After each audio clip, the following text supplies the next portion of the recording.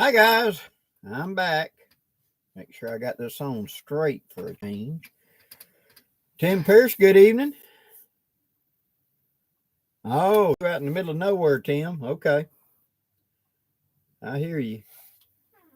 Why does this thing look sideways to me here? Let me double check this. Maybe I'm just sitting on it wrong. I don't know. Uh, yeah, pine pollen about driving my nose nuts. Excuse me. All day long has been a constant battle with trying to breathe around here. Well, I got back from Kentucky. I went up there for the Bushcraft Expo. So, um, hello, Justin. It was real interesting. Got to meet a lot of real neat people. People I'd never, been privy to before.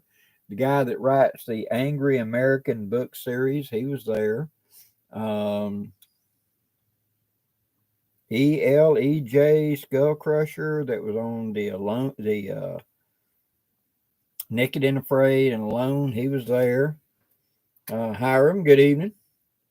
Kodak, good evening. Fish Golf, good evening. And Creek Stewart was there. Crow, good evening.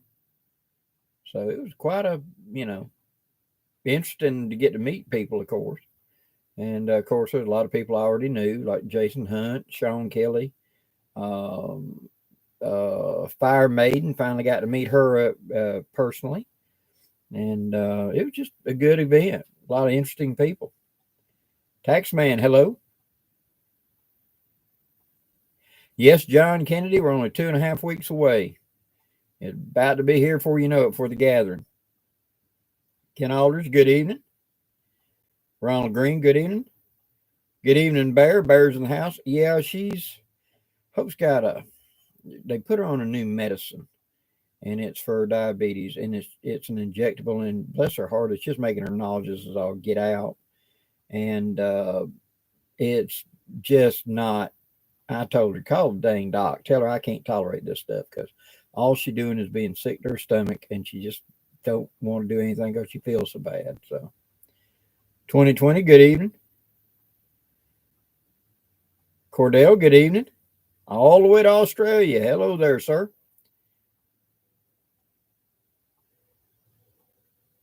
Michelangelo, hello to Central Ohio. Jeff Alexander, hello to Maryland.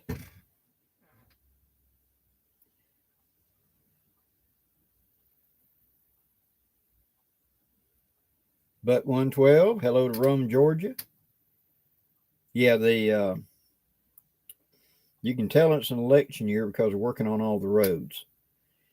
And so usually I can leave home and I can be in Xenia, Ohio, where Dan lived, which is kind of upper central Ohio, in less than 12 hours, usually about 11 and a half hours, I'd be there. Well, I left out of here and it took me 10 plus hours just to get to the place in Kentucky. And that's like 6 hours south of there. So it was just construction, slow you up for this, slow you up for that. You just never could seem to get any headway. You stop sliding, you take off slinging rubber, otherwise you're going to get run over. It was a pain. John Kennedy, 65 south out of Birmingham. I took 65 south. Yes, I took 65 south from Birmingham down to Montgomery and then off. I ran 459 and then 59 to Chattanooga and then 75 up to Kentucky. So I can tell you that from Birmingham down, it was a pretty easy run on 65. It was just, traffic. Cortez, good evening. Paul, hello to West Virginia. Tim Pierce, hello. Robert Fuller, hello. Yeah, I saw it's coming back down and we're coming out of the mountains. And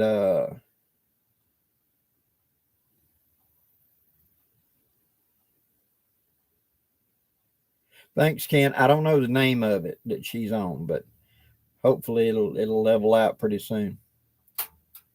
Terrell, good evening. Yeah, I see y'all are getting rain out there. We're going to start raining this weekend. It ain't got to us yet. James, good evening in South Carolina. Hello to East Tennessee. What you working on today? Hello.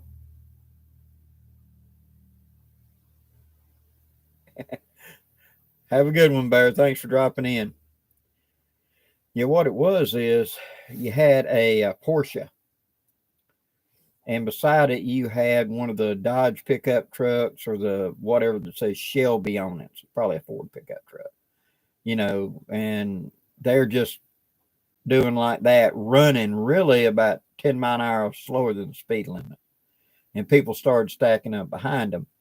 And this white Charger, Dodge Charger, worked its way up. And the Porsche would get just ahead, not quite, and then he'd slow down and the pickup would go up just ahead, just irritating the snot out of everybody with that Charger right there. Well, there's a place where you're coming off the mountain, it's real steep like this.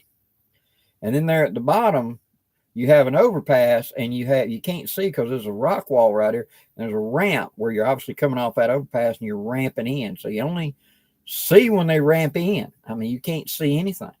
Well, just as we topped over that, the Porsche and the Charger took off. And I mean, I'm doing 90. The whole group is doing 90 by this point.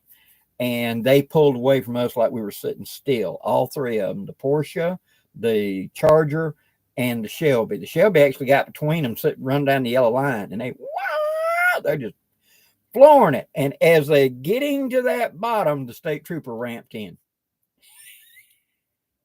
I mean, you couldn't have timed it any better. The Shelby pickup hit the brakes. The other two floored it, just trying to outrun the law, and they took off. And the state trooper didn't immediately chase them. And by the time I almost got even with him, I could see him on the radio. Suddenly he took off like a light. And about 10 miles further on, the traffic had slowed down to a crawl, and everybody's maneuvering around, got it there. And here's a state trooper car where, that little connector they'll have every so often so a state trooper can cross the median from one lane to the other, like from northbound to southbound. Right there, obviously what that state trooper done had got there, and when the two of them were coming, he pulled out in front of them because he's sitting in the middle of the road, and both the Camaro and the Porsche are stopped right there, and the other state troopers right there, and everybody's going out on the emergency lane, going around them and going around. But he had both of them out handcuffed. So yeah, reckless and dangerous, running well over 100 miles an hour. Yeah, but it's like you pick the place, one of them things that karma will catch you sooner or later. Dead Prepper, good evening. Joseph, hello to Columbus, Ohio. Lewis, hello.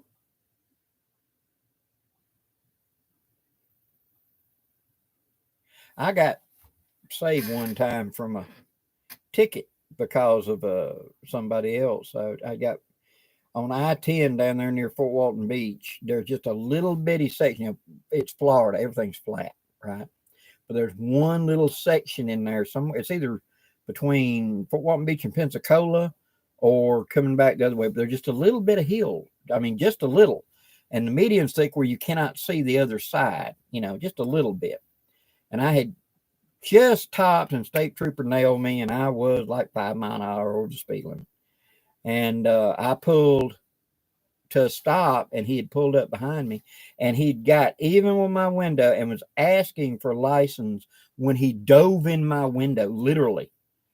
This was a very athletic young man, probably 6 foot tall, and he literally dove in my window, as this 18-wheeler came by so fast and so close. It took my driver's side mirror and laid it flat forward. It didn't hit it, but the wind was that strong. So he was like that far or less off the side. And that state trooper dove into my lap, basically, to get out of the way.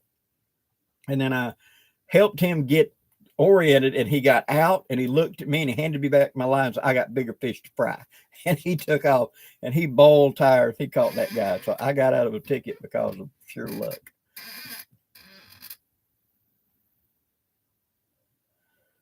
Diane, good evening. George, good evening.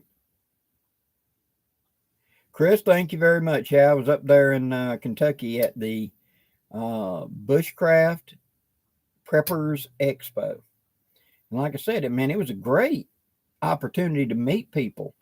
There wasn't a whole lot of customers, though, because it's just, you know, a lot of them people up in them mountains, they're still doing this stuff for real, you know, like canning and prepping and stuff. That's way of life to them. So there wasn't hardly anybody there for that. But as far as, you know, getting to meet people like Creek Stewart and stuff like that, yeah, it was great. You know, I got to walk around and talk to a lot of real interesting people, but there wasn't a whole lot of customers at it. They were trying, though, you know, but it just didn't work out. Bob, hello to Cincinnati. Y'all been getting that cold winter still up there in Cincinnati. I was seeing storms and stuff coming through up there. Christopher, sounds like a blast. I wish there were more gatherings in North Carolina. The first week of May is the Mountain Readiness. I'll be at that. That's in North Carolina, Harmony, North Carolina, I believe it is. And Mr. Barnes, who runs the Woodrunner schools up there in the Carolinas, and he's trying to organize and get something going up there. So with any luck, there will be more things up there. You still going to do some canning videos with Barrett? Yes. In fact, right now we've got a video posting this Sunday of us doing a canning, you know, walking you through the procedures. I didn't get a chance to get it edited before I left last week. It was such an hour-long video, and I just couldn't get it edited down and posted in time before I had to leave. So it will be posted on Bear's channel for 2 p.m. this coming Sunday. And then there'll be a probably next Sunday. We're going to meet tomorrow. He just got a dehydrator. So this one, we're showing how to use one of the vacuum sealers to dry can stuff like peas, beans, rice, macaroni, stuff like that. And then we did an actual hot water canning video of putting an entire stew equivalent in a jar and cooking it in a jar so that when you pull it out, it's kind of like beef stew. It's ready to go, homemade whatever up there. So, but that's coming this weekend. And then probably next weekend will be the one we're shooting tomorrow. We're probably going to be talking about his new dehydrator he got. So we're going to be delving more into that. Yeah, Benton, good Blackie, morning Blackie, hello. Frost in the morning, 80 in the afternoon. Yep, sounds like Dixie. You just never know right now what it's going to be.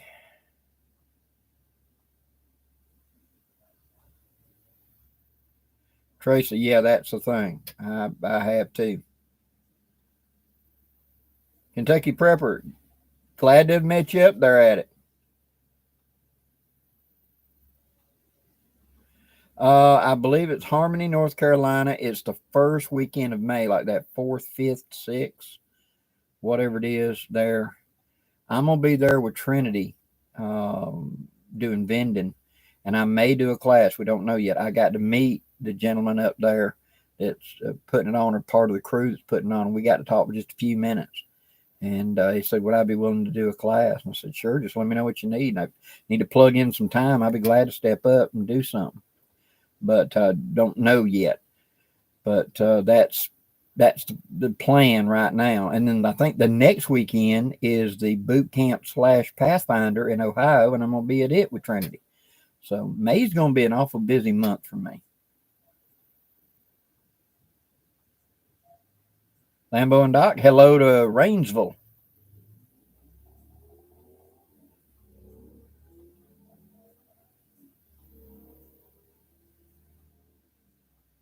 Tim Pierce, poke salad. I did in my youth, but to be honest, I haven't messed with it. Poke salad gets a little toxic the older it gets, so you got to get it young. But I haven't really messed with it in years and years. To be honest, it wasn't my favorite to eat when we were learning how to do it in the 80s. So it's one of the things I didn't focus on just because I just didn't like the taste. It wasn't bad. A lot of my friends loved it. I just didn't care for it. Barrett may have more experience than me, and I'll ask him. We'll talk about doing one of those.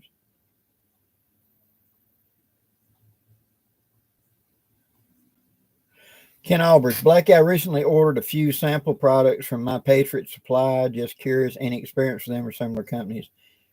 Patriot Supply is a decent company, well reputable, and they seem to provide the product that they're promising. I haven't worked with any of the other companies, but that Patriot does seem to be pretty nice. Now I know at one point there was a thing that we were selling at Walmart. They wanted $85, and it was a 5-gallon plastic bucket. But when you read the list, it was like macaroni and cheese, a rice dish,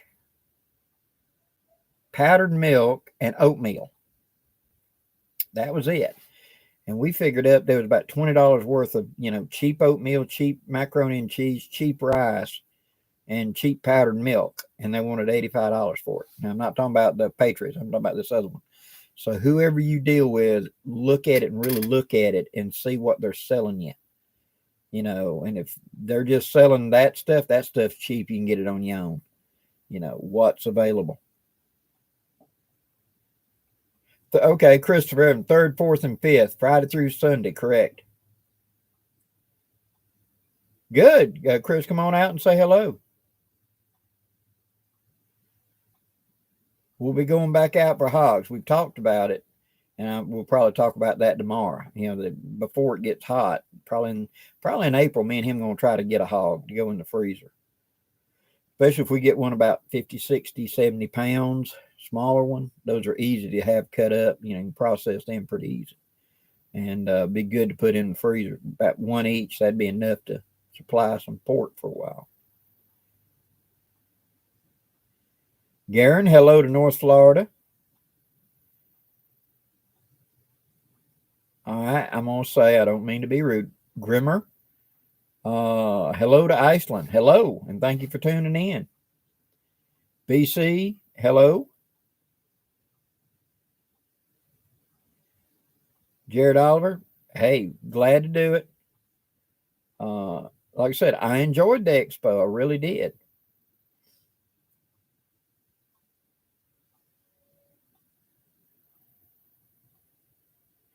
Cool, BC, cool. Yeah, the knife will be coming in. We will be doing that blind judging down there for a scab for that contest he's putting on. I'm looking forward to doing that.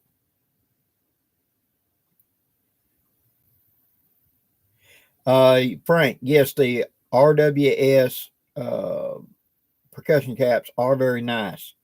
They will work with the slick shot nipples, to my knowledge. The RWS are like a 10.5, which is like halfway between a number 10 and a number 11. So unless you've got a nipple that's a little too tight for a number 10, you should be fine with it. Will Kingsworth, hello. Thank you for tuning in, brother.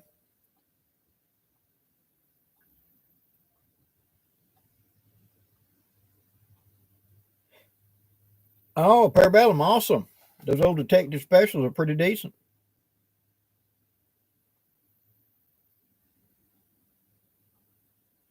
Frank, thank you very much.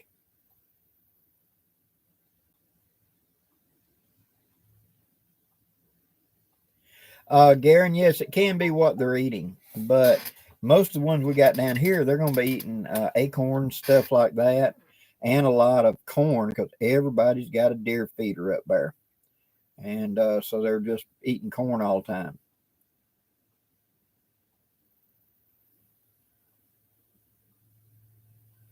Anyway.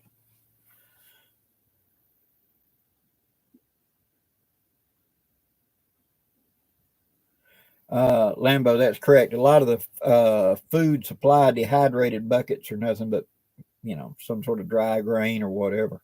You need to round those out because it's not going to be enough.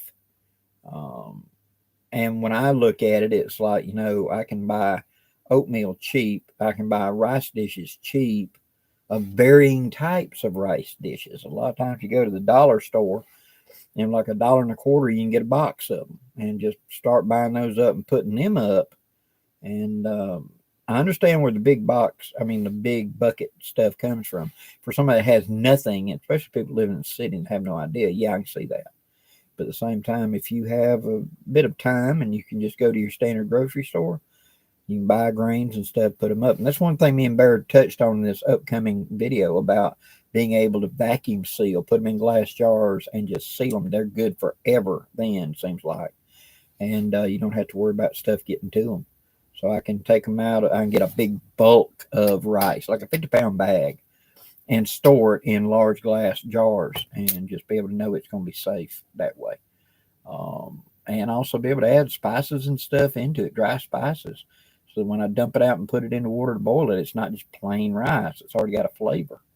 So little tricks like that we're going to talk about.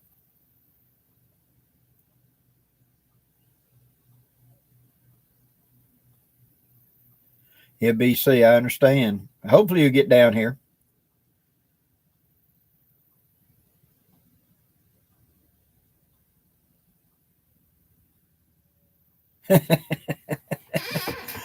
Gulf Coast Pine Belt. Blackie, have you ever heard other campers scream late at night because it was too cold in their tent? I heard this sound 2 a.m. this morning in the Devil's Den. It's also mating season for bobcats, you know. And a screaming bobcat sounds a whole lot like a woman that's upset. So could be.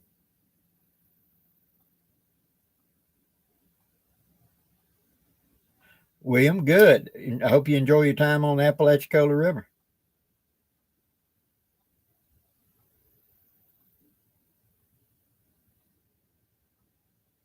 Michigan Mike up north, hello.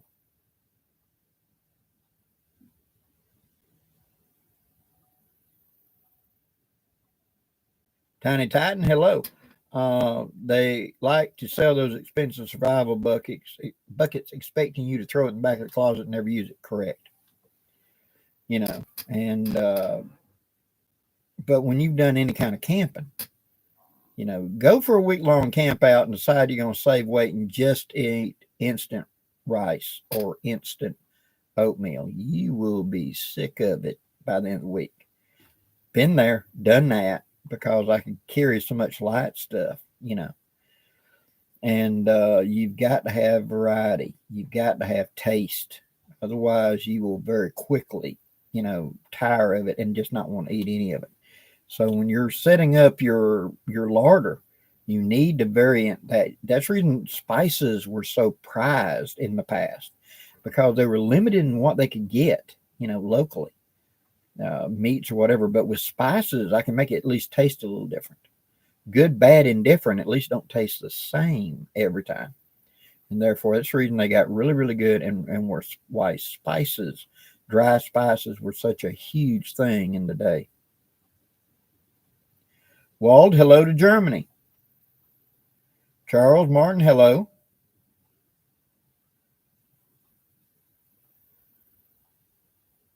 Yeah, spices are a very good investment. And a lot of people never think about this whenever they're talking about planting a garden. You know, why not grow black peppercorns that you can grind, things like that. Salt is going to be mined, so wouldn't hurt to put away a couple of 50-pound sacks of salt. You know, how about paprika or whatever? You know, go down to the local dollar store. Most towns have got them today, and they'll have, you know, for $1, whatever kind of spices, and just stock up on them and check with friends and family and see if you can exchange and swap. Because being able to plant herbs, stuff like that in a garden, be able to change it up a little bit, you know, not merely eat, but enjoy eating. That's a big thing.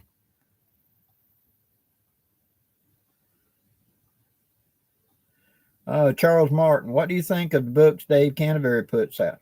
They're decent books. They really are. He's talking a lot of times to the people that are learning, and that's one of the reasons I like his books. I've got all of his books. I've got all of his books autographed by him. So yeah, it's worthwhile to get them. Baloo, hello.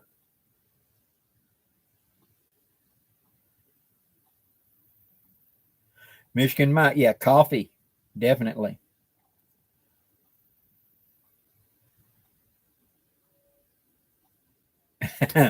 Oh yeah, that's true. Carrying, I would carry stuff that I knew how to heat and eat. I would take multi-bean soup or whatever, just know how to add water to it and cook it. And everybody else was eating spam or eating whatever, beanie weenies, whatever. And after 4 or 5 days of it, it got old. Ravioli, 3 meals a day got old. And here I am able to augment where I catch fish or small game, and I would carry spices so I could change it up, make it barbecue or make it whatever. And if you go look in the spice section of a grocery store, they have these packets of spaghetti sauce and taco seasoning and all kind of stuff. You can add that to meat of just about any kind, just change it up, make it taste different. Makes a difference.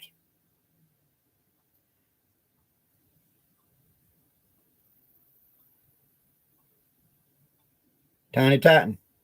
I agree with you. Put them in storage.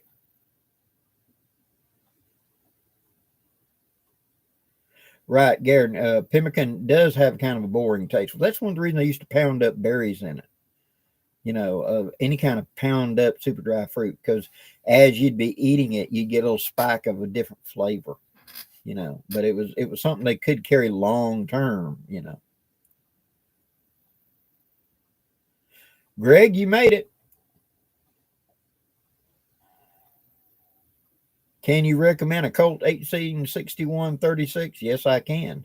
Mine was made by Pieta, and I call it Stormborn, and it's one of the most accurate sidearms I have. And if you go back and look at my percussion revolver series, one of the first guns I show in there about sighting in and working on was on it, and it's a very, very good gun. One of the reasons I don't carry it out that much is it's boringly accurate. I start stacking them in there, and people think I'm cheating somehow.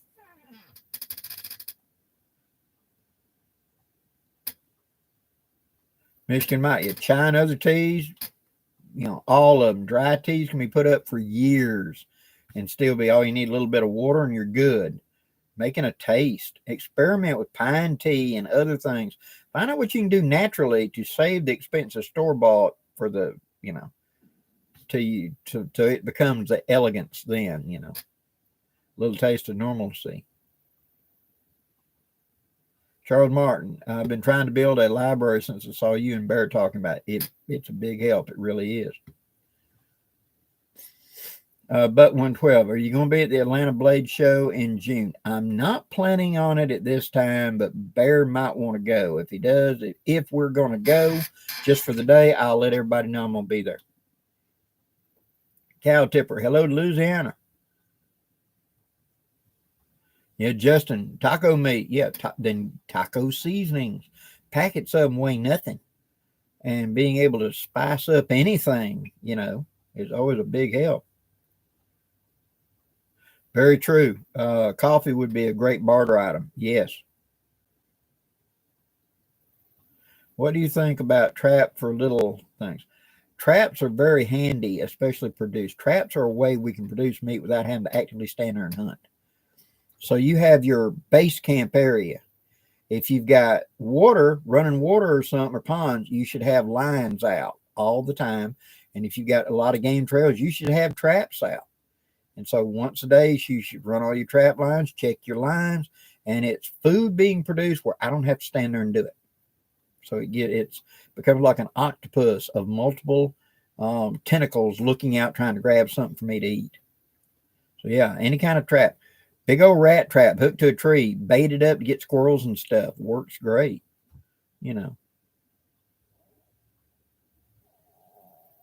Oh, cool. You got the first print of horse cap art. Very nice.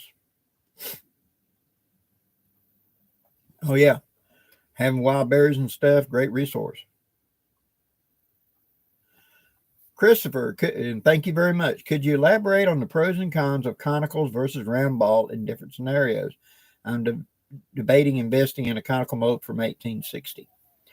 Okay, the conical mold I would recommend would be a Arizgon Kerr bullet. It performs well. It's accurate. It loads easy.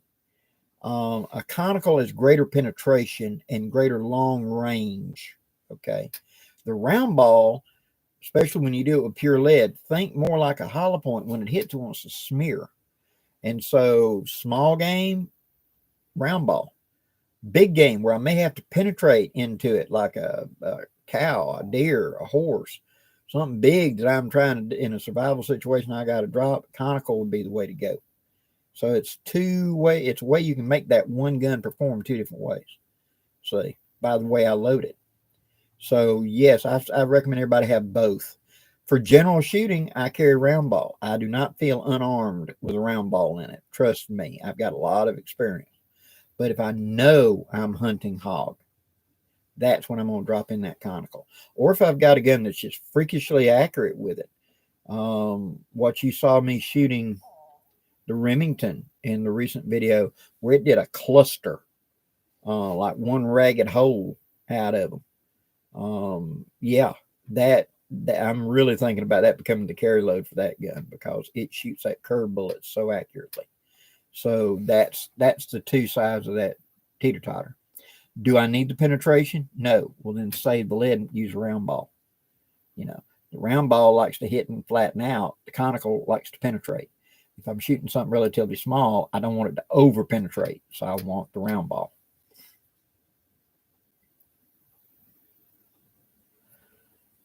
Justin Kuhn, Yulpon is supposed to be. Yes, it is. If it makes a good substitute, it's not exactly the same. It tastes kind of like chicory coffee to me, but you can make a thing out of it. Pine tea, Michigan. Yeah, you take the needles of the pine tree, bring the water to a boil, take it off as soon as it gets a good boil, drop the needles in, let it steep about 5 to 10 minutes. The water will take on a slight yellowish tea color. Fish out the needles and drink, add sugar, whatever, and it's not, doesn't taste bad. Dakota of the Woods, good evening, sir. Welcome to the party. Ken Billings, hello to Missouri. Yep, I hear you. I'm ready for spring, making dandelion tea and honeysuckle tea. The dandelion blooms makes real good yellow tea, doesn't it?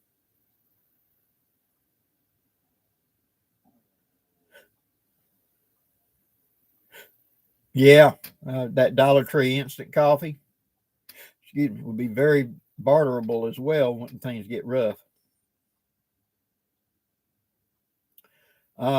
Michigan Mike, the molds up there yet. Go look at Aragon bullet molds or go look for leeprecision.com for round ball molds. They're the way to go. Yep, buy once, cry once. I've got molds that are 25 years old and I'm still using them.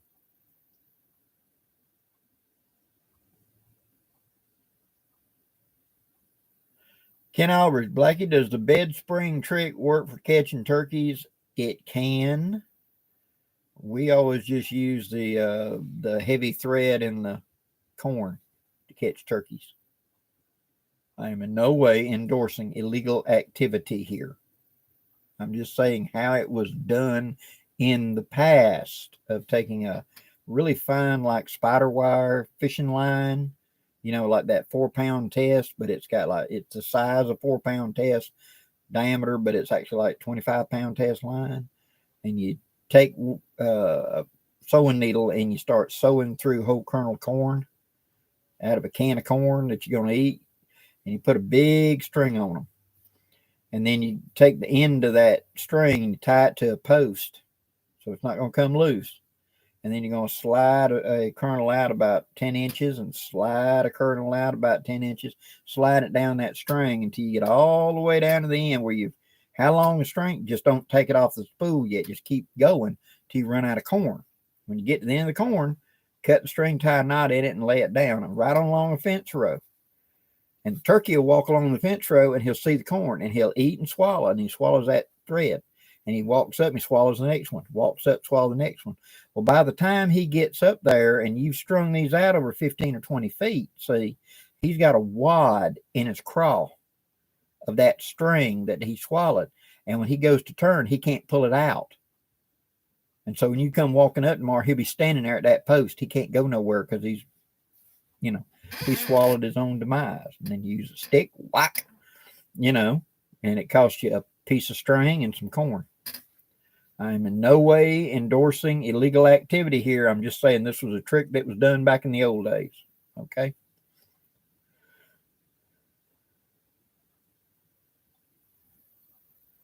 Tim Parrish, what's the story on cold steel knives since they're now China made?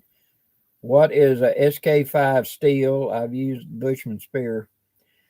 To be honest, I'm not up to the new ones. I know what it was in the old days, but since they moved to China, I haven't kept up with them, to be honest with you. So I cannot honestly answer that. But I know the old steel was really good. Nowadays, I don't know. I know some of their stuff being made in Africa back in the days, but not anymore. I don't know what they're doing. Charles Martin, have you thought about putting the videos of the 10 C's in its own playlist? I thought I did. I thought I had a playlist of the 10 C's of Dave Canterbury. If not, I need to, but I thought I had done that very thing.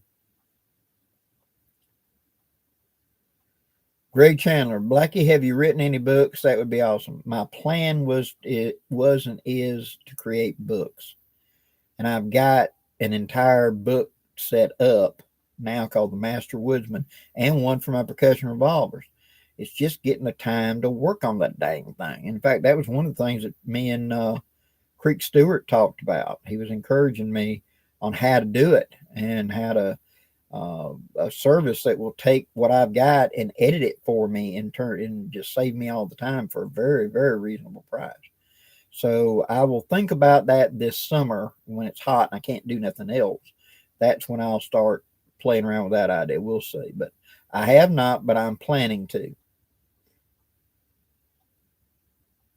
Dandelion greens are good. Yes, they are, especially with a little fat back. Turtle D, hello. Michigan, yeah, the Lee molds do very well. Will Rowell, have you used any of the North American Arms mini revolvers? I have, and they make good point blank, stick it in the ear guns.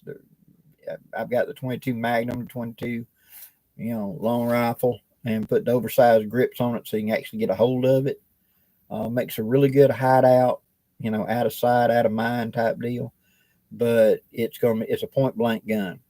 Now the Black Widow that you can get with actual target size, my good friend's got one of them, and he's pretty accurate with it at say 20 yards. But that super short little barrel just doesn't give it enough spin. So, I think he got an Earl with adjustable sights on it, and with that he can shoot out to 20 yards and be pretty accurate on the possums, coons, stuff like that. He carries it at the top of his boot. Whenever he's doing his work, and if he sees one up close, he'll put it out. Works around chicken houses, so he's getting rid of them because they're a menace.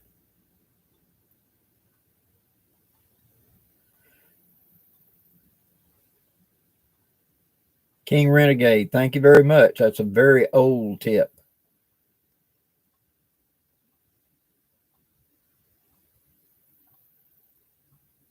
Randy T, Blackie, it was nice meeting you in Kentucky. Looking forward to using the gun butter. Good. Glad to meet you, and I hope it works out really well for you.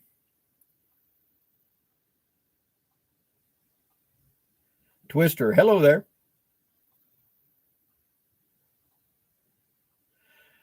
Okay, Chris Evans. They said the red pine is toxic. Okay. Yes. If you were to drink nothing but the pine tea all day, every day, the red pine has more tannins in it than, say, the white pine. How can you tell the difference? You take the look at where the leaves are coming out, the pine needles. If there's 3 of them, it's a red pine, RED. If it's a white pine, there's 5 of them, WHITE, 5. That's how you tell the difference between white and red pine. And so the white pines are a lot less toxic, but you just make tea out of it. I don't know of any that you could drink and it instantly get you, but they're talking about, don't drink it, 2 gallons a day for 6 months because the body's got to flush out that tannin in it. But red pine has more than the white pine, but I have made tea out of both of them and survived. The red pine's a little more bitter than the white pine, so try to use white pines.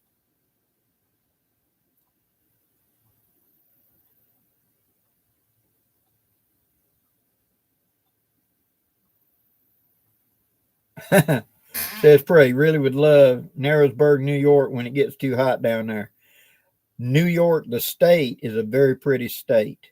And I've been all over that part of the country back in the jobs I've had where I was traveling.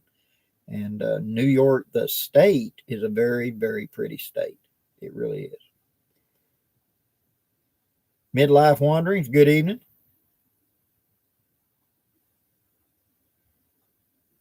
Michigan Mike, thank you very much. That's why I made those videos.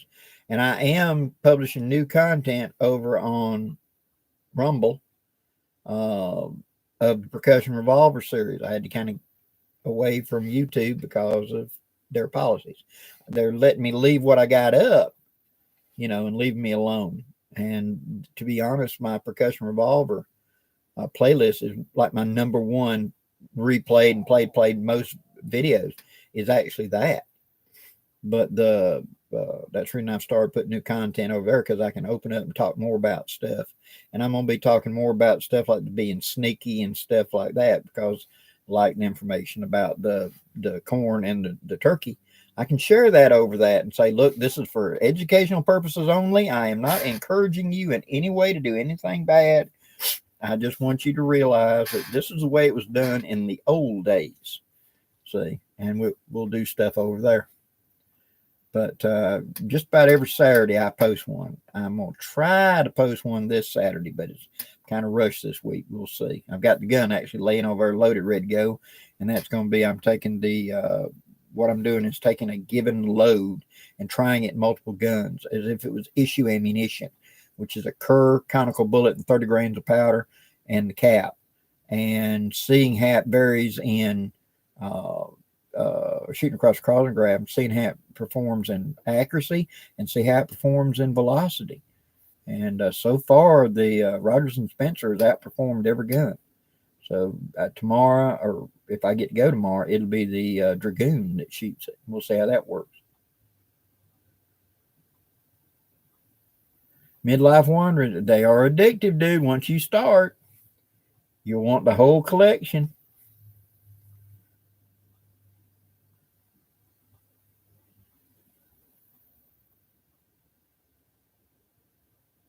Yep, that's correct.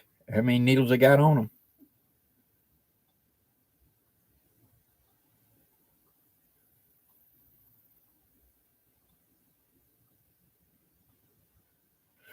Okay, Peter, you said I've seen site advertising magnesium tools, knives, axe, etc. What kind of it is a softer material and it's being made intentionally for use. For example, they used to make a titanium crowbar for certain military applications because it was so light, but yet so strong.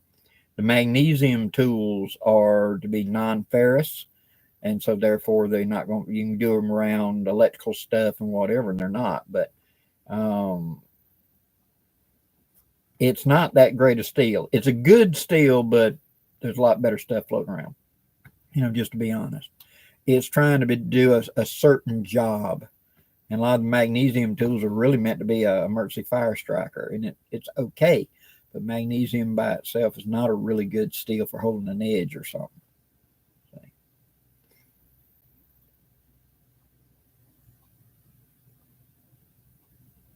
Yeah, you grew up drinking sassafras, and now they're saying it'll kill you. They did a study, and they listed a concentration and said it was bad for your kidneys and your liver. However, the concentration they were listing, you would have to drink 60 gallons of the average sassafras in, say, a week or less. So, yeah, it's like when they came out and said, saccharin is not da-da-da-da. Yeah, you ever drink saccharin? Yeah, it's somebody big paying for somebody to say something.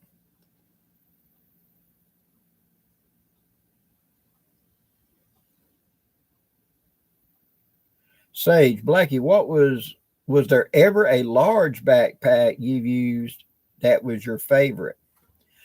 Okay.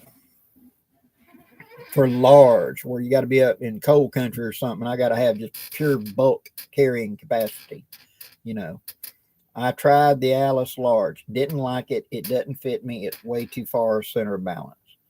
I liked a REI 45-liter backpack. Um, Now, not in the large, but my favorite pack is the German Alpine rucksack.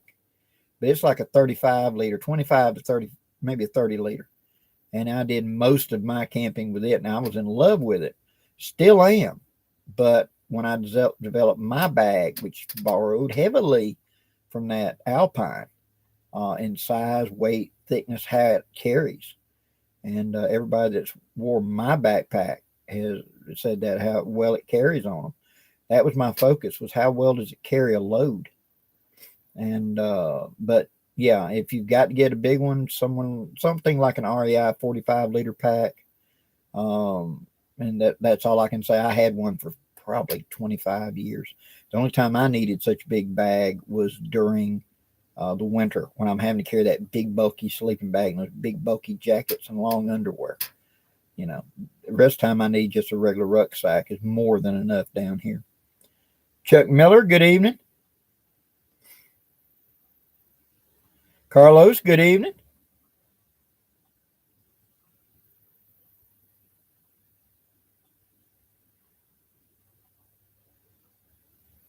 Yeah, Ken Albridge, exactly.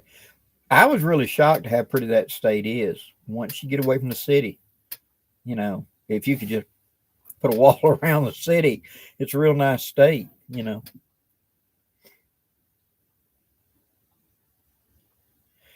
Jared, yes. Blackie, have you ever considered having a Nighthawk made out of Cordura? Yes. My niece Trinity makes a Cordura version of my haversack and the supply bags, and she's got one of my bags and will be coming out with a Cordura version of the Nighthawk in Cordura. For those people that don't want the wax canvas, they want Cordura. And so it will have all the same features. It will fit onto an Alice pack frame just like mine, but it'll be made out of Cordura. And that should be coming out this summer sometime.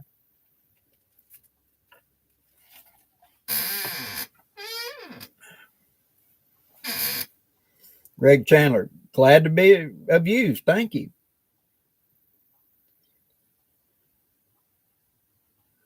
Carlos, what's the best off-road SUV? Hmm.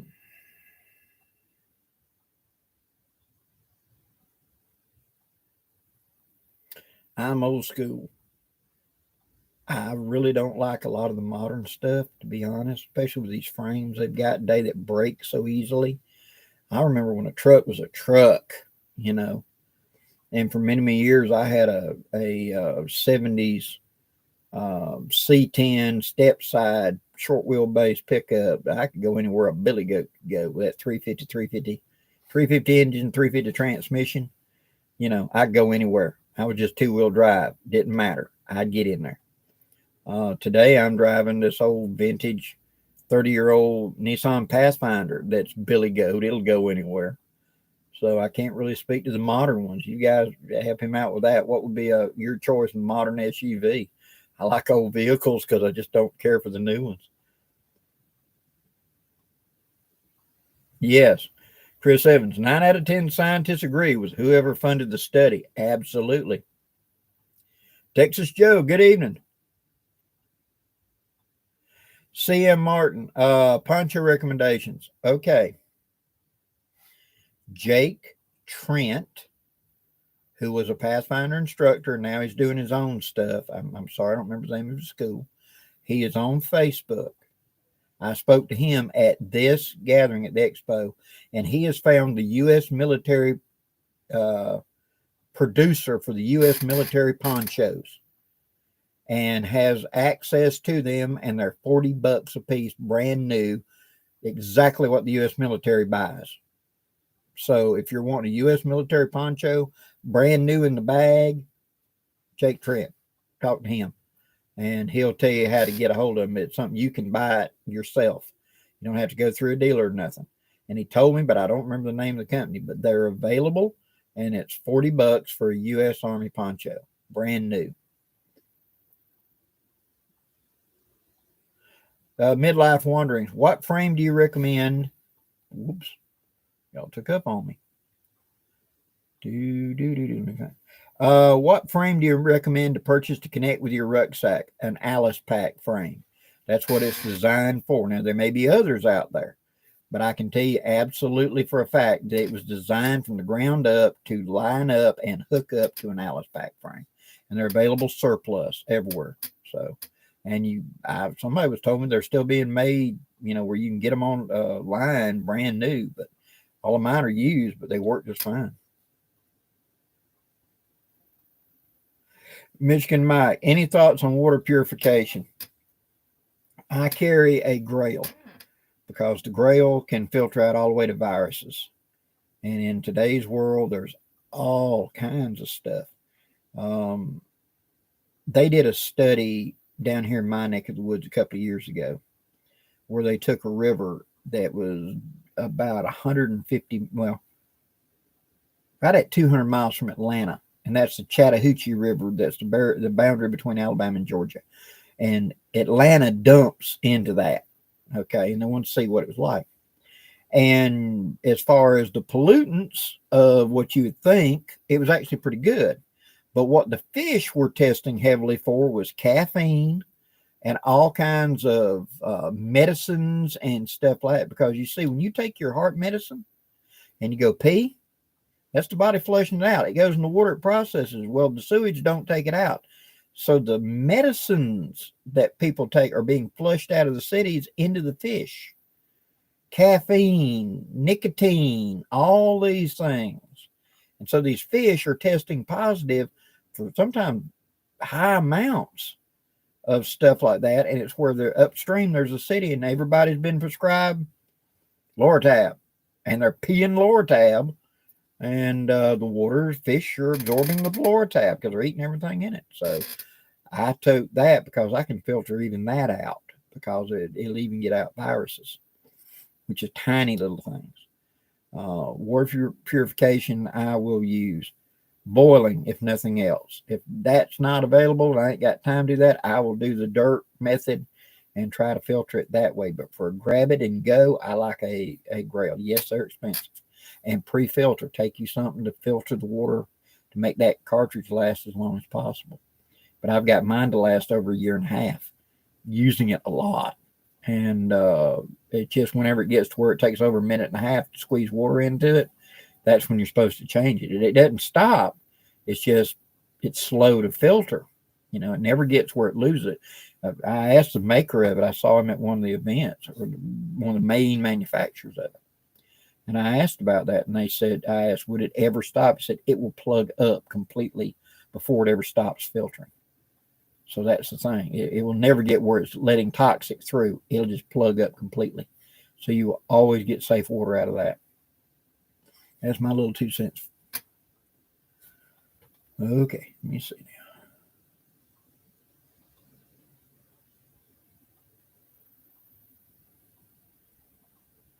Okay, I'm catching up, y'all.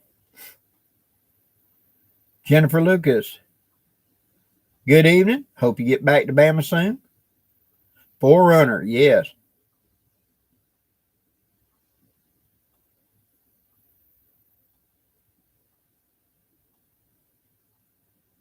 It'll kill, good evening. Midlife Wanderings, yes, the Sawyer water filters are decent and will handle the bulk of what you're going to do.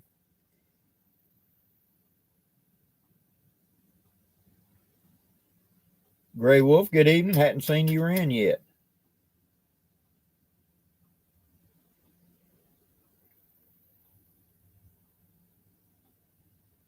How much is the license plate for the Missouri Mule?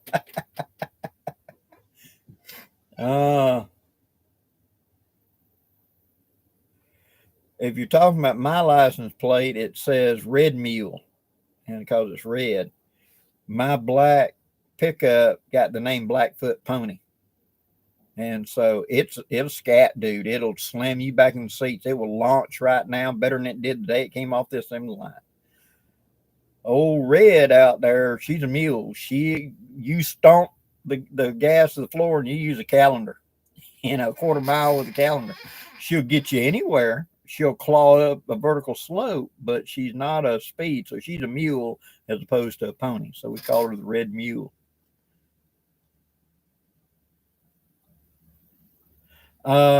Peter, can a household water filter like a Brita be used in a survival situation? Absolutely. Take a Brita water filter, the cartridge, go down to your local store that sells PVC pipe, and there is I think I want to say it's like a 3.5 inch neck down to a 3 inch. It's a piece of pipe adapter. It's bigger on one than the other. The Brita filter will just drop into perfectly like it was made to. And then you put something on the top of that hooks to it. So you pour the water in, and the water has to go through the Brita to come out the bottom. And that used to be a redneck. We'd add a little bit of silicone around the edge, stick it in there, and then so you pour the water in the top and let it trickle through, and it'll filter it. Where you didn't have to have a pitcher, you just have it a direct line that way. But there is a piece of standard size PVC pipe that's used in common plumbing that it will just, you put it in there and push it in with your finger, and it's kind of snug fit, and it fits it like it was made for it. And just add a little bit of silicone to seal it up. You're good to go. Run water through it.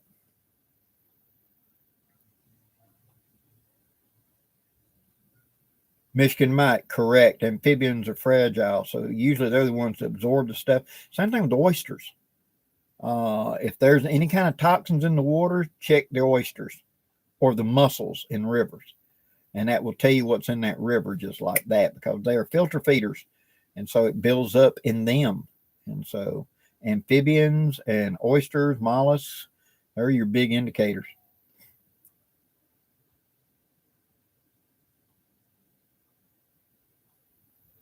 Sage, I hear you. If you're wanting a canvas one, I know that SRO and Pathfinder not long ago had a canvas poncho for sale. You may want to look it down. I believe Dave did a video on one not long ago about that. I think they brought one of those ponchos back out. So you may want to look at that. I remember years ago in Rendezvous Day, there was several companies that were making them for us to wear at rendezvous. And it was a 10-ounce waterproof Sunforger duck. And you stand in a driving rain, you're fine. So, and a lot of guys would go and put little grommets in the corners and use it like a U.S. Army poncho. Because a lot of them guys were vets, and they're trying to do historic reenactment of the day, but at the same time, they got a lot of experience with poncho, and so they wanted a canvas poncho. And I remember several of those walking around the events.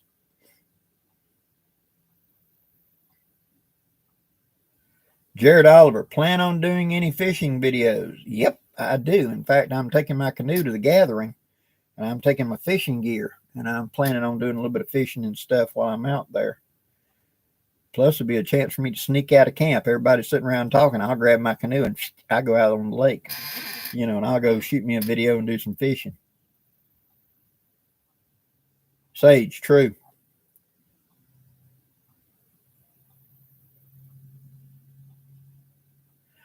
Does anyone have a tip for casting an unweighted fly on an open face fishing reel? Heavy line sometimes. We used to tie a length of line, like some 25-pound test. You'd have, how in fly fishing, you got the weight of the line throws it. We'd take like a 4-pound leader coming out about, say 3 feet. And then we'd do like 24 inches or 36 inches at like 25-pound test line. And then go back down to whatever we're doing in the reel. And that would be enough weight to carry it. And we'd throw, which now I'm not doing like everybody else, guys.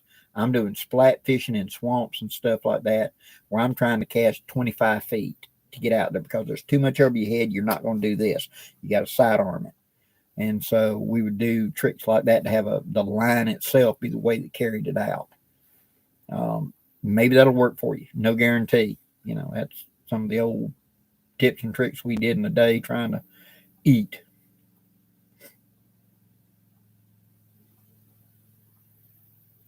Chris Martin, yeah, you want to get one of the new Pathfinder emergency blankets. He's made some good improvements on them. I'll give him that. Red sorghum, good evening.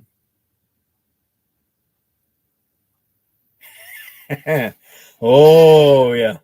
I don't know if you got a filter or cur or cull. Probably going to be culling, if you ask me.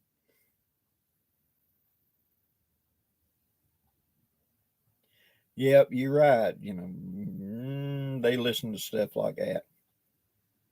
So, Craig, can a 31 caliber Remington be used as a survival or camp pistol? Yes, but you've got to be accurate with it. One, the 31 caliber little bitty pocket Remington, think 22 long rifle. The performance is like a 22. So anything a 22 long rifle could do, it can do within reason. Now, if you got a 12-inch barrel 22, of course, it's going to be more, but a standard length 5-6 inch barrel 22 long rifle and that 31 will perform about the same. The hole will be about the same when you shoot something. As a camp pistol for up close, 0 to 10, 15 yards, shooting snake or whatever, yes, it'll perform well. But you've got to be accurate. You got to practice. Got to get good with it. Elmer Key talked about carrying one of the little Colt pocket 31s in the holster on his chaps, of his horse riding chaps, and used them to dispense bobcats and coyotes and stuff on trap lines. It made a little bitty hole and did a good job at penetrating. So yeah, it can be used for that. It's just you got to practice. Carlos, summer is coming up, so what's your outdoor schedule? Okay. The 5th, 6th, 7th, I'll be doing the Silver Wolves class out at the lake. That ends officially at 6 p.m. on the 7th. That's Sunday night. The next morning, officially, which is the 8th, begins my gathering. And the gathering is going to run from the 8th to the 14th. So it'll run from Monday to the next Sunday. Okay. Then I get a couple of weeks off. And then the first weekend of May, I'm going to North Carolina to the Mountain Preparedness gathering. And me and Trinity will be vendors at that. And I may or may not be doing a class. We shall see. Then like the next weekend, I'm going to be in Ohio for the, I think it's Fulton County Fairground, where it's going to be boot camp, Bushcraft boot camp / Pathfinder gathering. They put them together in one unit, and I'm supposed to do 4 classes at that. And then that's all I've got at the moment planned, but we shall see what pops up. But that takes me to the middle of May. So that's my plans. Now, me personally, I'm planning on going to the woods and camping out here in a day or two. My wife is a little under the weather. Soon she gets back up, I plan on taking off and, spending an overnight or something like that. Maybe go out and play with the fly rod a little bit. We'll see. But that we'll see when that comes up.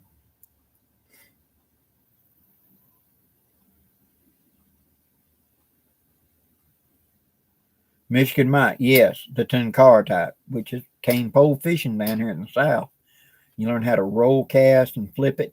Although them Tenkara poles are really nice. They get them down really small. We're used to the old fiberglass one about that long. That comes out to be a 10-footer or whatever, or 12-footer. And I used to carry those backpacking a lot. They'd be right up against the side of the frame and just a little bitty Sucrets tin of flies and jigs and stuff. And you get some good water and you'd see them hit and you start flipping out there. And short piece of line, did great.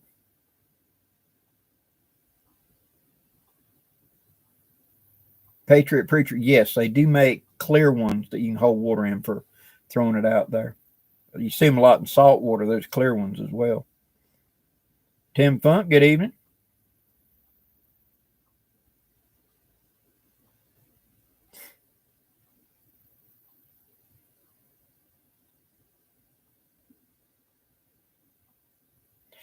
Ken Albert, yeah, that's one of the things I'm going to go more in depth on is the yo-yo fishing reels over on Rumble and talk about survival fishing and how those can be used like a trap line to catch fish and can be used to catch small game too with the right accoutrements.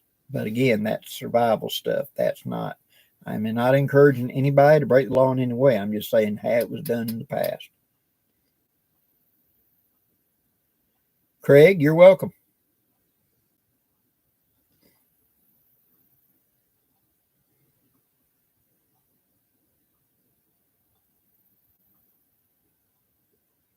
Robert Nixon, when will we get the exact location for the Silver Wolf training? This coming Monday. The video is already up, and I bring out the map, show you exactly all of it, but it's this Monday. But if you'll simply do a search for Geneva, like Geneva, Switzerland, Geneva State Forest, that's in Alabama.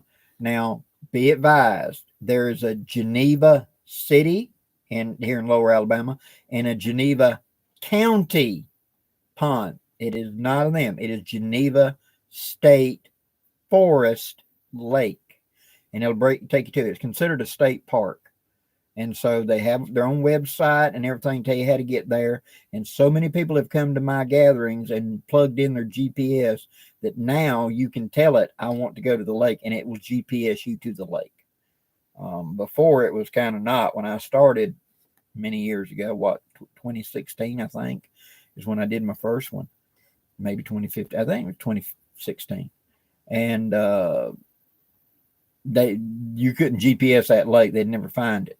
But now there's been several hundred people that have used GPS to get there, and so now the GPS system recognizes that lake, and so it'll guide you to it pretty easy.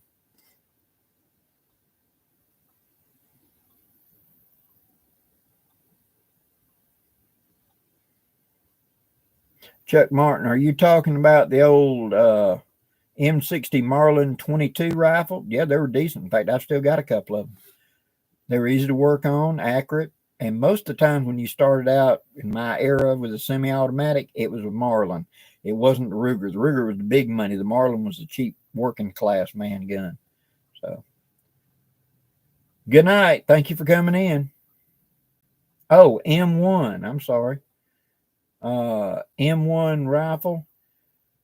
They're heavy, but they're fantastic, reliable, and they'll put anything on North America on their butt, from deer to bear to whatever. It's a 30-06. You know, the M1 was a very good rifle, and I've shot them many times. Yeah, the M60 is a beast. Way too many parts, true. The old pig. I had a pig many years ago. Back before 86, when the civilians could still buy them, I bought an M60 from Springfield Armory when they sold them for civilians. And so I had my own M60.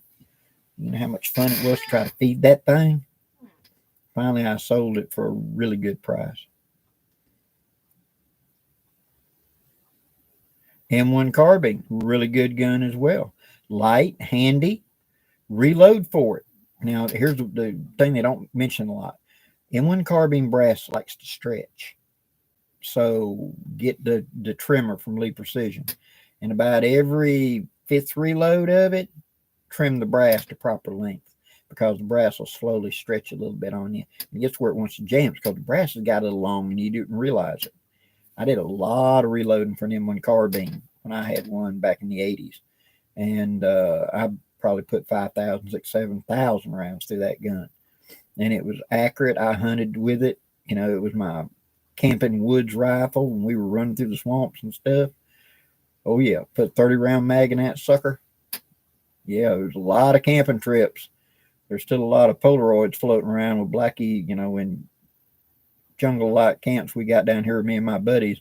And Blackie's got an M1 carbine slung on his back.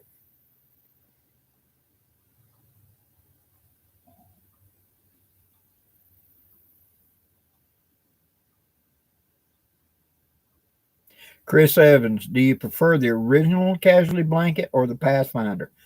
The Pathfinder would be the better choice for the Ranger role.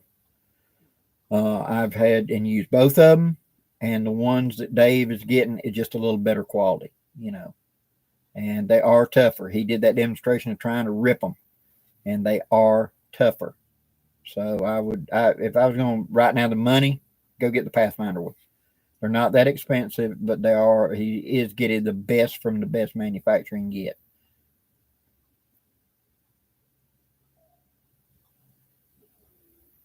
Remax. 2024 Eclipse. This park is in the range of the total. It will be part of it. It's actually a little north of it, so we should probably get like 80% or 90% of the eclipse. But Texas going across that line, so it's a little north of us. But we will get a big percentage of it. You won't have to ask, is it happening? Oh yeah, Terry, 03A3, near and dear to my heart. I've had 5 of them in my life. And if I had to pick one bolt action 30-06 for the rest of my days, it'd be an 03A3 Springfield. I used to shoot competition out to 1,000 yards with one. You know, I've hunted, I've done a lot with an 03A3. And I would love to have another one. But man, look at the price of them now. I keep hoping that CMP will get some more 03s in. From one of these things where they're turning them in from some of these foreign countries that got them into Lend-Lease and gave them back. Because remember, we got in a bunch of M1 carbines and M1 Garands out of Korea back a decade or so ago. And I was just fingers crossed, fingers crossed. I understand there's a big warehouse of them in the Philippines. There's 03s and M1 Garands that they 3 or 4 times tried to give back because it's a Lend-Lease. They literally leased them from the U.S. government. They're supposed to return them. And then people in power wanted to block that coming into the country to be sold by CMP. So hopefully one day they'll come back.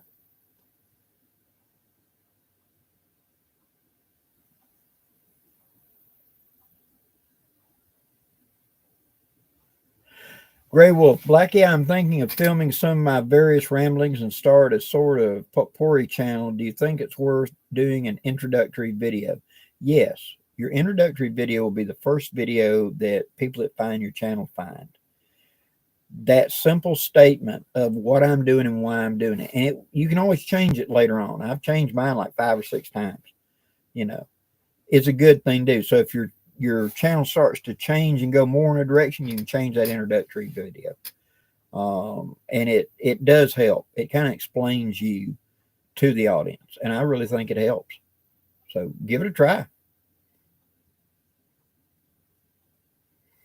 Michigan Mike, I want to reload for the Grand. What's a good powder to use? Ooh, been too many years, dude. God knows I loaded a lot in the past, but I do not remember the number of the powder, and I am not going to guess. You never, ever, ever, ever guess with powder. So I would recommend, if you don't have, the thing to get is a, watch me dump everything on the house on top of me right now, is go get you one of the Lee, Modern Reloading by Richard Lee. You can get them out of eBay or whatever. This is a great book. It will read it. The first parts of it are step-by-step explaining everything you need to know about reloading. Burn rates, everything. It assumes you know nothing.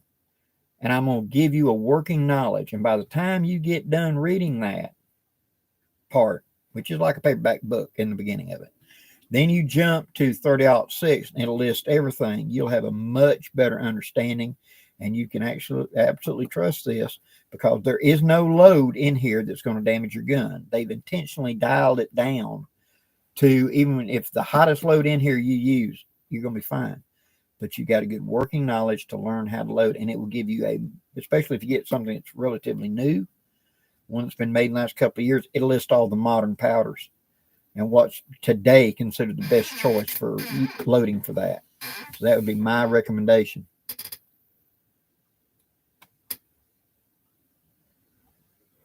Okay, let's see. Grumpy Alaskan. That would be a good name.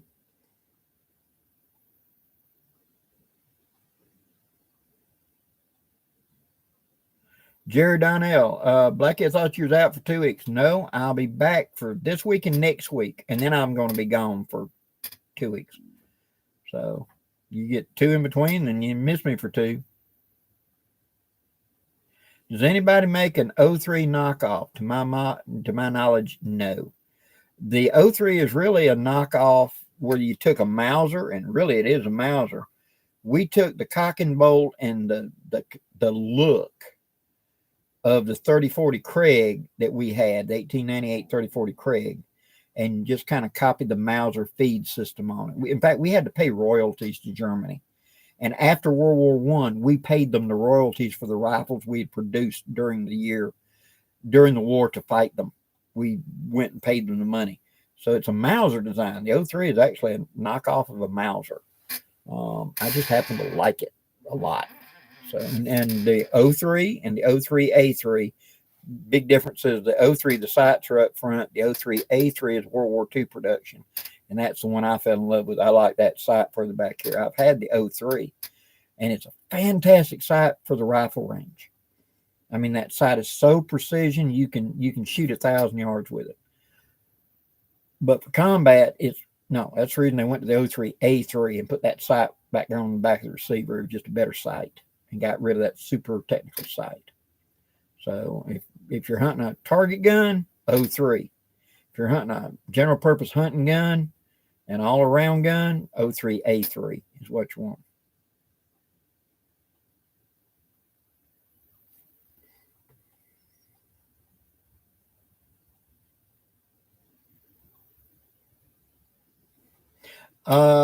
Frank, been watching your older videos and noticed you recommend a light coat of Lee Alox on the balls and conicals.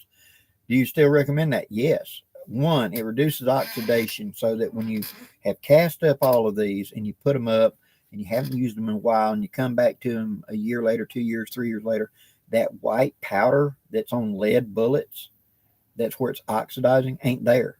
They're just like you just cast them. Plus, it acts as a lubricant. And does a good job at keeping your rifling where it's not squalling or biting or anything on the rifle. It doesn't dull your rifling, so to speak. And so that's the reason I do it. I take the round ball, I take the conicals, all of them, and I run it through that. Even though I today make a lube for myself that I sell, I still will do that. When I run a big batch, I'll always do that and keep it in the can.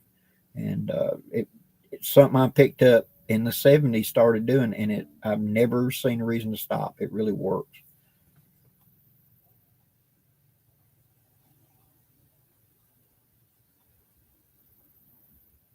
Remax, Blackie, are e-bikes allowed at the park? Yes. In fact, I ride mine around, and I got the park ranger to get on mine. He thought it was a hoot. Now, there's going to be just a couple of places, and there'll be a warning sign that tells you no vehicles past this point, and this counts as a vehicle. And that's because it's something in there that's a delicate environment. They don't want any ATVs, any Jeeps, anything. They don't even allow horses in. But they're few and far between there in the park. But if you come up and there's a road going off and there's a sign sitting there that says no vehicles, don't go in there. Other than that, all the roads are wide open to ride up and down. And a lot of people come out there and ride all kinds of ATVs, vehicles, horses, etc. So yeah, bring your bike. I'm gonna have mine. I'm gonna have my e-bike and my canoe out there. It's gonna be a fun time.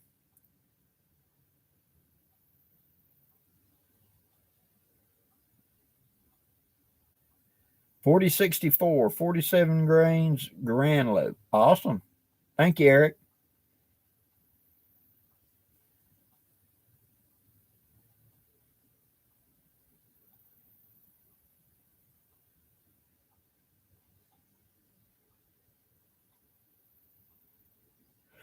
Michigan Mike, do that. Just take a little bit of liquid Alox. Now, what I do is take a quart Ziploc bag, like a freezer bag. They're a little bit thicker, right?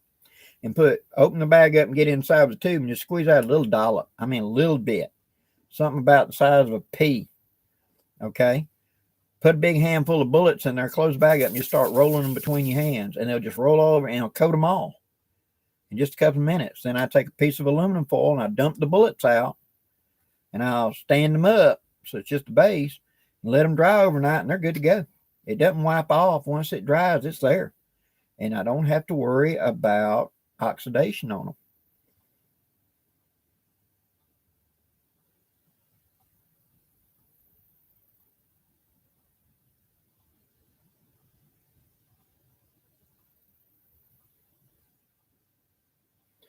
them. It'll kill. The 303 is a very good caliber. Everybody copied everybody. The first smokeless round was the 8mm LaBelle. And it was first smokeless powder. And that was such a huge change for the world's armies, because prior to that, you could see the puff of smoke at the gun that gave away your position. Suddenly, you had a gun that you could be 500-600 yards out and shooting at nobody, and they couldn't see the smoke to know where to shoot back at, right? So around the turn of the century, you had the 303, the 3003, you had the 77 Arasaka, you had the there's like 5 of them, and all of them are basically the same bullet, same size, same weight, same diameter.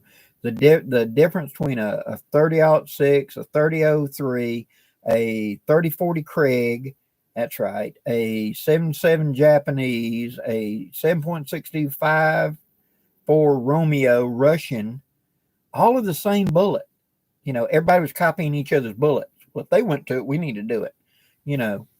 And so the 303 will do anything a 308 will do. The power of it is between a 308 and 30-06 in power. So it very effective. And I know up in Canada, they were, because of connection to the UK, and they'd get a lot of the surplus guns up there. The British used that 303 for a long time. So there's a lot of surplus guns getting in the hand of people who were hunters. And so, yeah, it's one of the favorite guns of the North.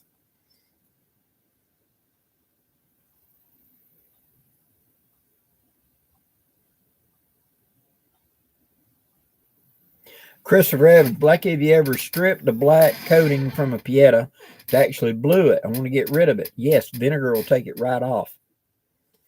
Just go, now there's 2 kinds of vinegars. We're talking about white vinegar. If you go to your local grocery store like Walmart or whatever, in the cleaning section, a lot of times you're going to have a white vinegar. That's 9%. It's stronger. It works just as good. If you go over in the food section around the pickling stuff, you're going to have a white vinegar in a gallon jug, and it's going to be a 5% solution. Either one works. I just take a plastic tub, take the parts, put in there, and cover them in that gallon of vinegar, and it'll strip the bluing off in just a few minutes. You're down to base metal. But be prepared, it'll rust. And as soon as you get done with it, take it out. I rinse it in hot water at the sink, and then I will put it in the sink, cap up the sink, bring it up so it's covered, and I'll put a big, like a quarter of a box of baking soda in the water, and so just take that, let it sit for a little bit, and that will about 10 minutes, and that'll neutralize the vinegar. There's acids and bases. Well, vinegar's a base, but it'll act like an acid and keep it rusting. So this neutralizes that.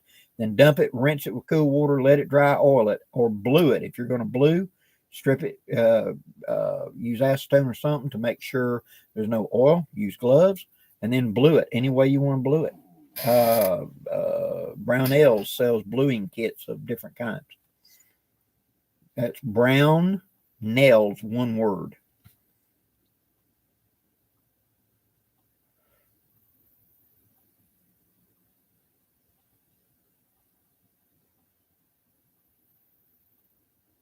Gary Olson, glad to help.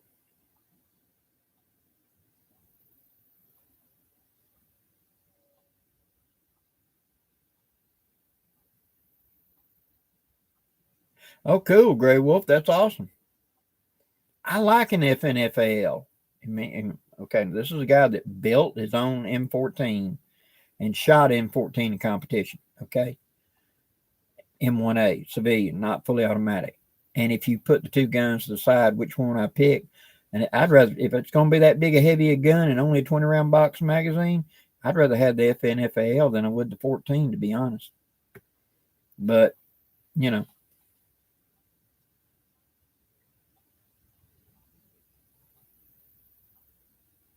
Sage, I understand.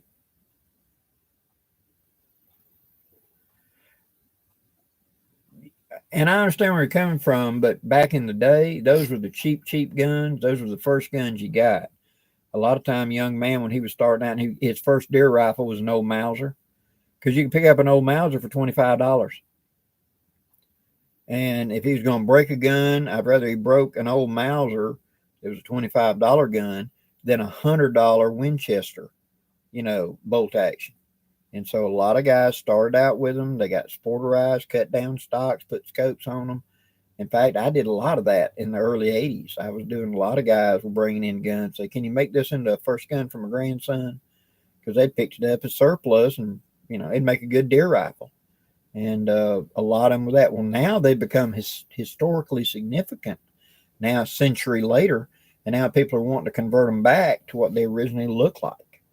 And I did that. I had I had this sporterized 03 A3 I got one time that I plugged the holes where they had put a scope on it and refinished it, went to my local high school ROTC, because my local high school ROTC did 03 A3 Springfields was the drill gun for the drill team. And so they had extra stocks. And I had been in that school, and I had been in ROTC, and had graduated a captain in ROTC my senior year, a company, Expo for a company. And so the drill sergeant who wanted me to be on the drill team, he'd actually come to ninth grade and tried to thing. When I came in and asked him, said, you got one of those that could be repaired? I need a replacement stock. And he gave me a stock out of the stuff, because the Army bought them for them, and they got busted all the time. They'd be doing drilling with somebody, drop it and bust the stock. So they got a supply of original stocks. They were cheap. And so I was able to restore that 03 to make it look like it had rolled off the assembly line. I was very happy with that.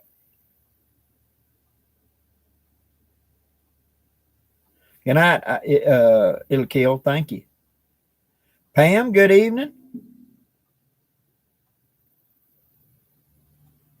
Pam, y'all are coming to the gathering, right? I'm looking forward to spending time with you and Mr. Will and Vern.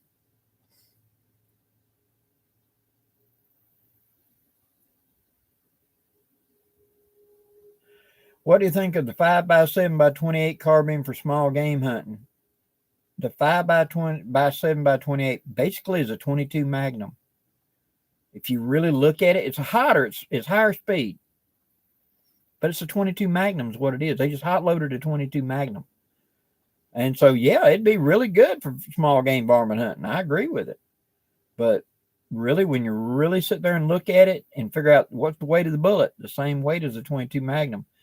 5.5 is a 22. That's 5.7.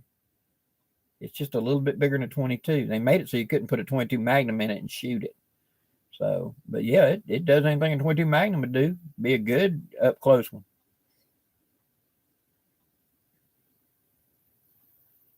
Ken Albridge, yes, use a copper penny. You can get rust off of just about anything true.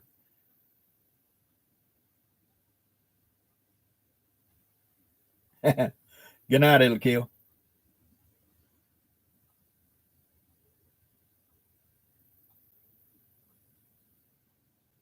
Oh yeah, I hear you.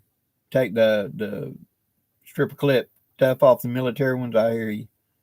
I still want it to be an 03. I remember when they took the P17s and would cut that off, that back, the P17. The P17 was the 30-06 version of the P14 British 303 bolt action from World War One, and they'd milled that off because it was basically a Remington 700 action underneath that raised up bridge for the sight, and they'd milled that off and put scope mounts on them, and you can't restore it because it's not a 17 anymore. It's just a Remington.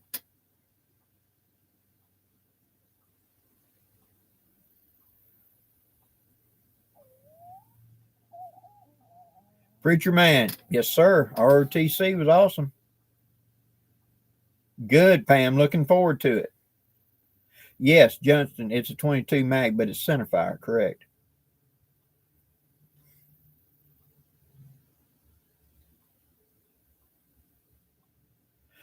Jerry Donnell, I have not tried the Strike Anywhere matches from Ace. In fact, we've got an Ace here in town. To be honest, I haven't been in the thing in 5 years. I need to go over there and see if they got something interesting. Each one of the little store chains will have little variations, and it's around on the far side of town, and I've got Lowe's between me and it. So and I got a little local hardware store that's been here since I was a kid, Townsend Building Supply, that I go to. So I just don't think about Ace, you know.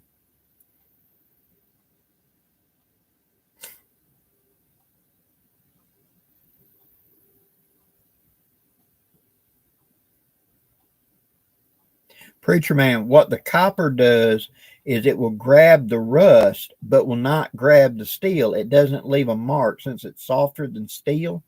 The rust flake, it will grind off without leaving a mark on the steel underneath. So you can get the rust off and not end up with something that looks like you scratched it up. That's the trick to it. That's the reason a lot of times in gunsmithing, we have a copper wheel brush that we would take rust off with. We'd soak it and use that, and it makes the steel look like it hadn't been sanded underneath. It kind of softens the line, but it doesn't cut the line, so to speak.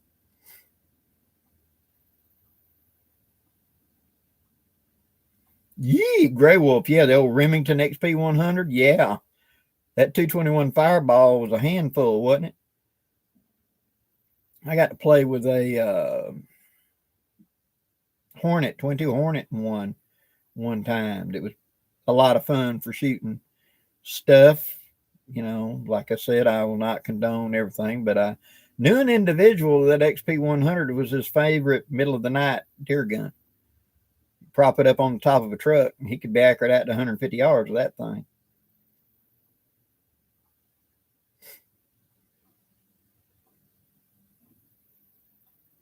Oh, cool. Michigan, good. Gulf Coast Pine Belt, good night. Thanks for coming in.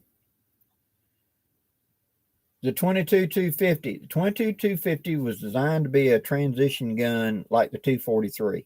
A lot of the states, you only have like a 2 or 3 or 4, maybe a week-long deer season. And so what if you're in one of those states that only has like a 5-day deer season? How often are you going to get to use a 30-06? But on the other hand, you can varmint hunt every day of the year.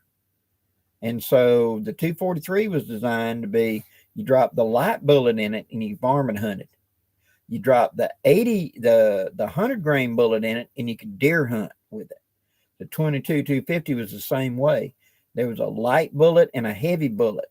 If you're doing light, you're shooting just prairie dogs with it. You put the heavy in it, you could take mule deer, white-tailed, black-tailed deer, that type thing. You wouldn't want to try to take moose or nothing with it. The bullet was too light. But it was a transition gun between the two for those states that, man, I can shoot a lot with my varmint gun, but I ain't got anything for deer. This way you could use the same gun, just change ammo. And it's a pretty good idea, especially for those guys out west.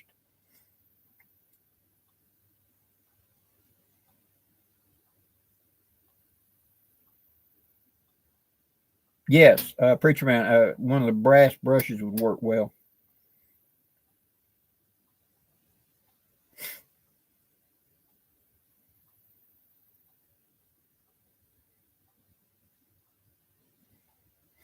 Well, Jerry, I will go to my local A's and see about these. If they've got strike anywhere matches, if they do, I'll do a video on it. We'll find out if they're worth a flip. Because not long ago, I did a video showing about how the kitchen matches you're getting from China are that itty bitty dot on the end of a stick, and it, I'm dipping them in fingernail polish and make it burn bigger. So once it does ignite, I get a bigger flame out of it. Because I've had some old blue tips, man. When you strike it, you get 1.5 inches of flame. And the ones I got now, you strike it, and it looks like a paper match. It's like 1/8 of an inch flame on it. So see if they've got some actual strike anywhere. Be nice if it was American made ones.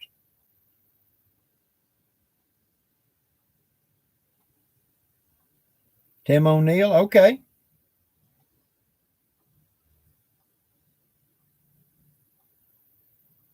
Okay, I will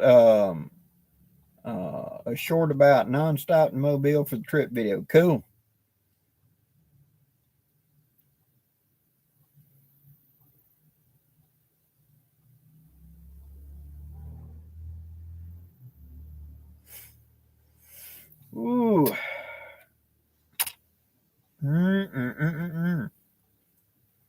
Old pine pollen is eating me up, guys. I just feel like you got sand in them.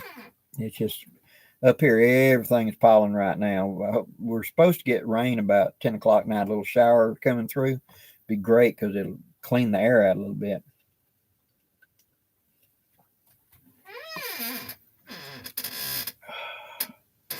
I really appreciate that. So I'm not somebody that suffers from allergies, but you'll hit that year.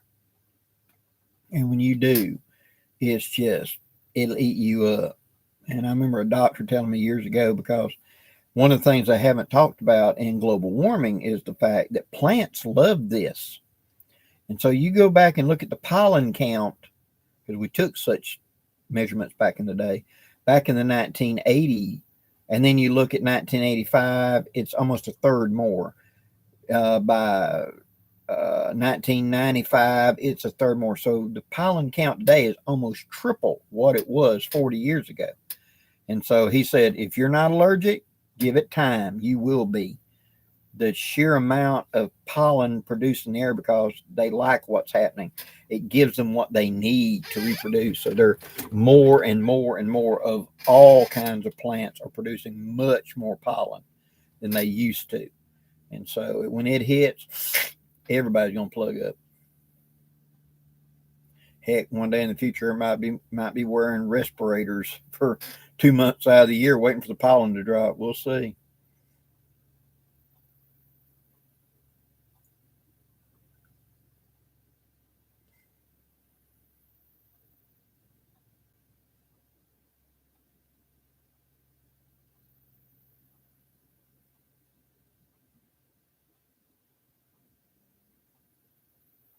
Okay, Jerry, like I said, I'll try to swing by there tomorrow and see if I can pick up some, see if they've got them in house.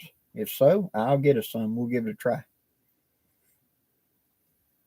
Well, guys, that's been an hour and a half, and I think I'm going to call it quits tonight a little early. I'm real scratchy-eyed right now, and I'm sitting here trying to strain to see the comments.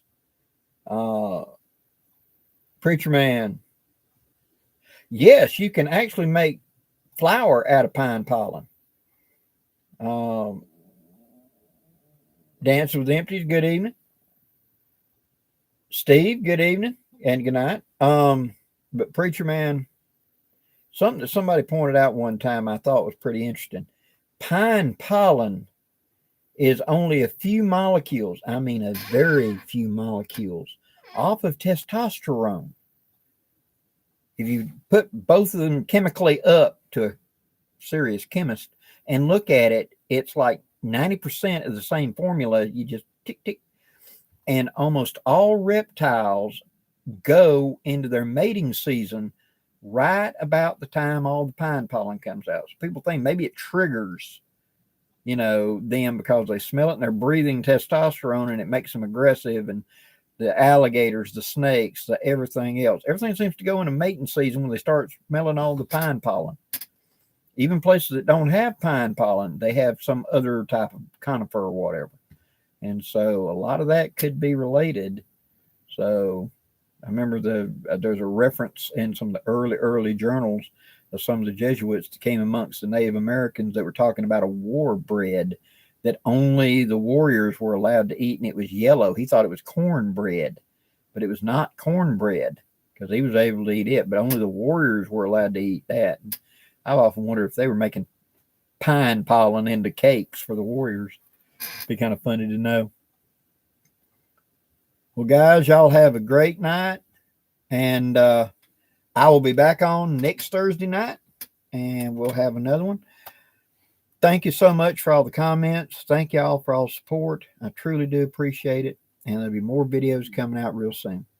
Till next time, guys, wishing y'all safe journeys. Have a good night.